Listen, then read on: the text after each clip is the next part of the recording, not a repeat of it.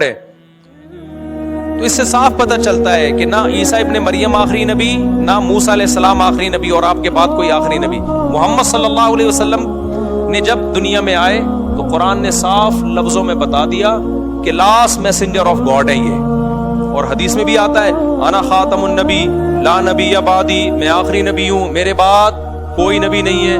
پھر آپ نے فرمایا میرے بعد 30 جھوٹے کذاب اور دجال ظاہر ہوں گے، ان میں سے ہر ایک دعویٰ کرے گا کہ میں نبی ہوں، وانا خاتم النبی لا نبی بعدی، جبکہ میرے بعد کوئی نبی نہیں ہے، نہ ذلی نہ تشریع، ساری نبوت کا انکار کر دیا آپ صلی اللہ علیہ وسلم۔ ہمیں یہ بتا دیا کہ عیسیٰ ابن مریم نازل ہوں گے، لیکن وہ ایز اے نبی نازل نہیں ہوں گے، ایز اے امتی نازل ہوں گے۔ وہ کوئی نیا نبی نہیں آ سکتا، پرانا نبی نازل ہو سکتا ہے، نیا نبی مرزا غلام احمد کوئی آسمان سے تھوڑی ٹپکا ہے، وہ تو پیدا ہوا ہے، اس کے ابا کا بھی پتہ ہے، لوگوں کو اماں کا بھی پتہ ہے۔ تو اب اسی وجہ سے اس امت میں نبی صلی اللہ علیہ وسلم کے دنیا سے جانے کے بعد جس شخص نے بھی نبوت کا دعویٰ کیا ہے، کبھی بھی مسلمان علماء صلحاء یا مسلمان حکمران اس کے پاس تحقیق کے لیے نہیں گئے ہیں کہ یہ صحیح دعویٰ کر رہا ہے یا جھوٹا، فوراً یہ کہا کہ بھائی اب کوئی پیغمبر دنیا میں نہیں آ سکتا۔ یہی وجہ ہے کہ مرزا غلام احمد قادیانی نے جب دعویٰ کیا تھا تو علماء نے اسی وقت کہہ دیا، عرب علماء ملیشیا کے، انڈونیشیا کے اور ہندوستان کے اور افریقہ کے، جہاں جہاں دنیا میں اسلام ہے، سب نے کہہ دیا بھائی یہ ممکن ہے ہی نہیں۔ تو یہ اجماعی عقیدہ ہے۔ اب اگر ایک شخص، اچھا قادیانی یہاں تک رہتے، کہتے ٹھیک ہے آپ نہ مانو، ہم اس کو کیا مانتے ہیں، نبی، بات ختم ہو جاتی بھائی۔ ہم کہتے ٹھیک ہے تم نے اپنی طرف سے ایک نبی گڑھ لیا، تم اپنے عقیدے کے مکلف ہو، تم جانو اور تمہارا مذہب جانے، ہمیں اس سے کوئی غرض نہیں ہے، دنیا میں اتنے سارے مذاہب ہیں، ایک اور مذہب۔ لیکن انہوں نے گڑبڑ کیا کی ہے، ایک جھوٹا نبی جو محمد صلی اللہ علیہ وسلم کی تعلیمات کے مطابق کذاب اور دجالوں کی فہرست میں داخل ہے، کیونکہ آپ نے فرمایا 30 کذاب اور دجال ظاہر ہوں گے۔ تو قادیانی اس کا جواب یہ دیتے ہیں کہ کذاب اور دجالوں کے بارے میں کیا ہے، مرزا غلام احمد کذاب اور دجال تھوڑی ہے بھائی، حدیث کے پورے الفاظ کیا ہے، 30 کذاب اور دجال ظاہر ہوں گے جو ہر ایک جھوٹے ہونے کا دعویٰ کرے گا، اور ان کے کذاب اور دجال ہونے کی جو نبی نے وجہ بیان کی وہ حدیث کے آخر میں فرمایا کہ حقیقت یہ انا خاتم النبی لا نبی بعدی، میرے بعد کوئی نبی نہیں ہے۔ تو یہ وجہ جو بیان کی جا رہی ہے نا کذاب اور دجال ہونے کی، کہ میرے بعد کوئی نبی نہیں ہے، یہ وجہ پورے طور پر مرزا غلام احمد قادیانی پہ صادق آتی ہے یہ وجہ۔ اور آپ نے تو فرمایا، ایک حدیث میں آتا ہے کہ میرے بعد کوئی نبی ہوتے، صحیح حدیث ہے، لکانا عمر تو عمر ہوتے۔ ایک حدیث میں آتا ہے کہ انت منی بمنزلتی ہارون من موسیٰ، حضرت علی رضی اللہ تعالیٰ عنہ سے آپ نے فرمایا کہ تمہاری میری وہی نسبت ہے جو موسیٰ اور ہارون کی تھی، لیکن فرق یہ ہے کہ موسیٰ کے بعد تو نبی تھے، میرے بعد نبی نہیں ہے۔ کیا مطلب نبی نہ ہوتے، میرے بعد نبی کا امکان ہوتا تو اللہ تمہیں بھی ہارون جیسا نبی بنا دیتے۔ ہارون علیہ السلام کی نبوت موسیٰ علیہ السلام کے تابع تھی، ذلی نبی تھے ہارون علیہ السلام، اصل نبی موسیٰ تھے، ہارون علیہ السلام انہی نبی کے ویژن کو لے کے چل رہے تھے آگے۔ بات موسیٰ کی ہوتی تھی، زبان کس کی ہوتی تھی، ہارون کی۔ قادیانی کہتے ہیں کہ یہ جو حدیث میں آتا ہے کہ میرے بعد کوئی نبی نہیں ہے، اصل میں اس کا مطلب ہے اصلی نبی، اصل کے اعتبار سے نبی نہیں ہے، ہاں ذلی نبی جو محمد صلی اللہ علیہ وسلم ہی کے دین کو دنیا میں غالب کرنے کے لیے وہ والے نبی آ سکتے ہیں۔ یہ جو حدیث ہے جس میں آتا ہے انت منی بمنزلتی ہارون من موسیٰ، اس میں تو ذلی نبی کی نفی ہو رہی ہے۔ نبی نے فرمایا کہ اے علی تمہاری میری وہی نسبت ہے جو ہارون کی نسبت کس سے تھی، موسیٰ سے، لیکن بات یہ کہ اللہ تمہیں پیغمبر نہیں بنائے گا۔ تو یہاں ذلی نبی کی نفی ہو رہی ہے کہ نہیں ہو رہی؟ ذل کہتے ہیں سائے کو، ریلی نبی بھی کہہ سکتے ہیں، ریلی نبی، اس کی نفی ہو رہی ہے نا، تو اسی کی نبی نے نفی کر دی ہے کہ وہ والا نبی بھی اب نہیں آ سکتا، کسی طرح کی بھی نبوت اب نہیں آ سکتی، جاری نہیں ہو سکتی۔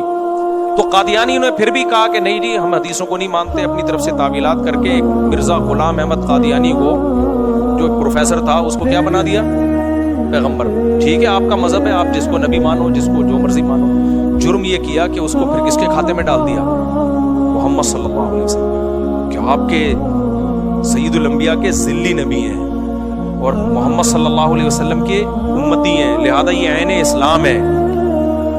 یہ کیا ہو گئی بھائی، یہ زیادتی ہو رہی ہے۔ عیسائی اپنے آپ کو عیسائی کہتا ہے، محمد صلی اللہ علیہ وسلم کا انکار کرتے ہیں، اسلام نے دین میں زبردستی نہیں رکھی. لا اکراہ فی الدین. ہم عیسائیوں کو ڈنڈے کے زور سے مجبور نہیں کر سکتے کہ ہمارے نبی کو نبی مانے. اللہ نے کہہ دیا دین میں زبردستی نہیں ہے. قد تبین الرشد من الغی. حق اور باطل میں نے کھول کھول کے بیان کر دیا ہے. کوئی عیسائی نیوٹرل ہو کے غور کرے گا تو اسے یقین ہو جائے گا کہ جتنی علامتیں عیسیٰ ابن مریم میں نبی ہونے کی پائی جاتی ہیں محمد صلی اللہ علیہ وسلم میں اس سے زیادہ ہی پائی جائیں گی, اس سے کم نہیں پائی جائیں گی. اس لیے اسلام نے کہا ہم نے حق اور باطل کو واضح کر دیا. ڈنڈے کی زور سے آپ نے کسی کا مذہب چینج نہیں کروانا. تو قادیانی بھی اگر ایک نیا مذہب بنا لیتے کوئی بات نہیں ہے بھائی, جہاں اتنے سارے مذاہب ہیں وہاں ایک اور مذہب بھی صحیح. کبھی ہم ڈنڈے کے زور سے کسی کو مجبور نہیں کرتے اور نہ کسی سے نفرت کا ہم اظہار کرتے ہیں. جرم کم بختوں نے کیا کیا, عیسائیوں نے کیا کیا, محمد صلی اللہ علیہ وسلم کا انکار کیا, لہذا صاف طور پر اپنے آپ کو کہا کہ ہم غیر مسلم ہیں, ہم مسلم نہیں ہیں. اسلام کی طرف اس انکار کی نسبت نہیں کی. یہ نہیں کہا کہ قرآن کہتا ہے کہ محمد نبی نہیں ہے صلی اللہ علیہ وسلم, یہ نہیں کہا انہوں نے. قادیانی نے جرم یہ کیا. ہندو نے بھی یہ نہیں کہا کہ ہم مسلم ہیں. بھائی اسلام بت پرستی تھوڑی سکھاتا ہے.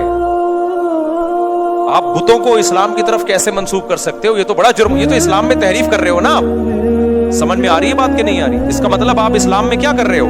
آپ تحریف کر رہے ہو. اسلام کو آپ وہ مذہب جو الحم سے لے کے والناس تک بت پرستی کے خلاف ہے, انہی بتوں کو محمد صلی اللہ علیہ وسلم کے کھاتے میں ڈال دو.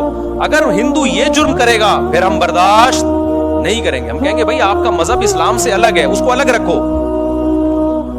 اور ہندو یہ کرتے بھی نہیں ہیں کہ اپنے بتوں کو کس کے کھاتے میں ڈالیں؟ اسلام کے کھاتے میں. یہ جرم کرتے بھی نہیں ہیں. قادیانی نے کیا جرم کیا ہے؟ وہی جرم کیا کہ ایک آدمی چرس پی رہا ہے اور اس چرسی کو کس کے کھاتے میں ڈال دیا؟ ایک شریف آدمی کے کھاتے میں ڈال دیا کہ یہ تمہارا بیٹا ہے. کہے گا بھائی یہ میں برداشت نہیں کروں گا, اس کا بائیکاٹ کروں گا میں. تو قادیانی نے کیا کیا کہ محمد صلی اللہ علیہ وسلم کی تعلیمات اور قرآن و سنت کے مطابق, اجماع امت کے مطابق جو شخص جھوٹا تھا اس کو نبی مانا. یہاں تک ہم برداشت کر لیں گے, تمہارا مذہب ہے, ہم نہیں مانتے اس کو نبی, ٹھیک ہے. اس نبی کو کھاتے میں کس کے ڈال دیا؟ محمد صلی اللہ علیہ وسلم کی طرف منسوب کر دیا کہ نبی کا ذلی نبی ہے, ذیلی نبی ہے.